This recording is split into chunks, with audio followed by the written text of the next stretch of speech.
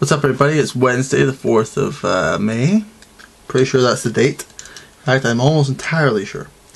I'm Julian Richards, and recently I've been seeing that there's an interesting trope going on YouTube where people are talking about what they would do if they had a time machine. Now, something I like to do in my head is make lists. I love to list things. Lists are my thing. So, I now present, for your appreciation, the top 10 things I would do if I had a time machine. Number 10, the least important of all these, is I would go back in time so that I had enough time to do all of my assignments this year, but still have the time aside to procrastinate a lot. Because as much as I'm very proud of my academic achievements this year, I still watched a lot of YouTube, and I don't think I could give that up.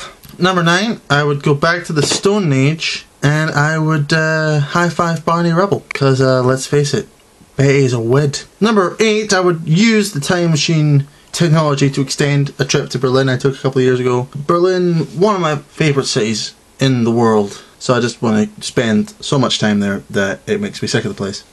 Although I could never get sick of Berlin. Beautiful. Ever get a chance to go there. Number 7, this is the one that most guys will appreciate. I would use it to go back and fix any really cheap and cheesy lines I'd used on women in the past. That's right, I'm that much of a sleaze. I get really awkward around women I like, which is okay now because I have a girlfriend. I've made some embarrassing statements in the past couple of years, and I'd like to retract a few of those.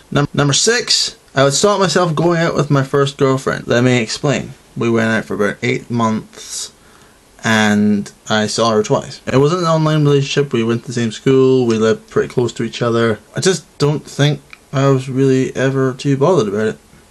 And I was about 13, 14, so, you know, old enough that I took it seriously, to an extent. Number 5, I would stop myself going out with my second girlfriend.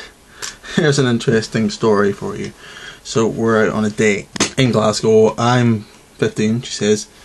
She's 14. Not a big deal. We'll go to the movies, we're going to go meet some friends later, we're going to go hang out at this under-18s club. It's going to be fun. We meet up with our friends, and then we bump into her mum. First off, apparently she wasn't supposed to be out of the house today. A bit annoying, but okay, let it slide. Then she sees me, assumes I am the boyfriend, comes up to me and says, "There's absolutely no way you're 15 years old.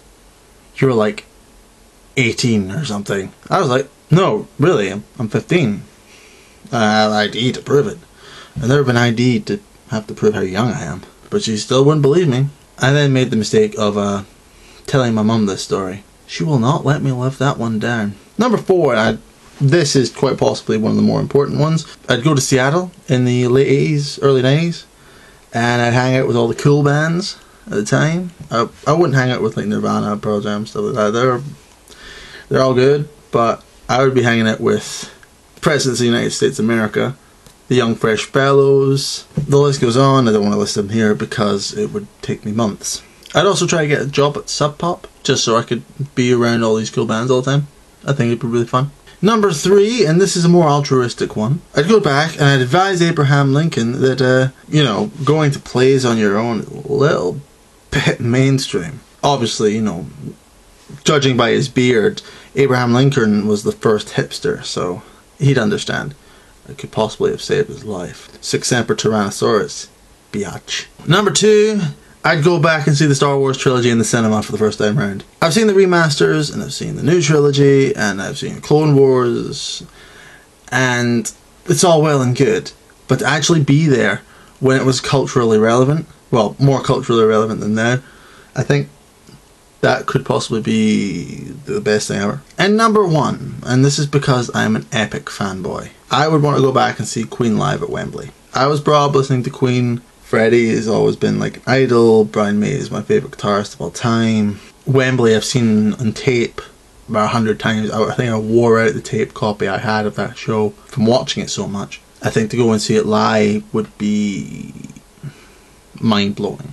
And that's my list. So thank you for watching. What the hell will you guys do with the time machine? Just curious. Tell me in the comments and stuff. On that note though, next week I'm going to be doing a Q&A video. So if you have any interesting questions, either put them in the comments or I'll leave a link in the Wunderbar. It's down there, that one. I'll leave a link in the Wunderbar to my Formspring account so you can ask them there. and I'll answer the more interesting ones next week. One last thing, next Tuesday I am playing at the UCA Union in Ayr. This will be the last show in the Union before they close the place down this month, before they move over to the new building. I've been going to the Union for 4 years now. It's a big deal. If you can be there, be there. If not, you're missing out. And on that note, I'll bid you adieu. I've been Jimmy Richards, and by the time machine, that would be fresh. This is Jimmy's outro. Ba-da-ba-da-ba-da-ba-da. Subscribe.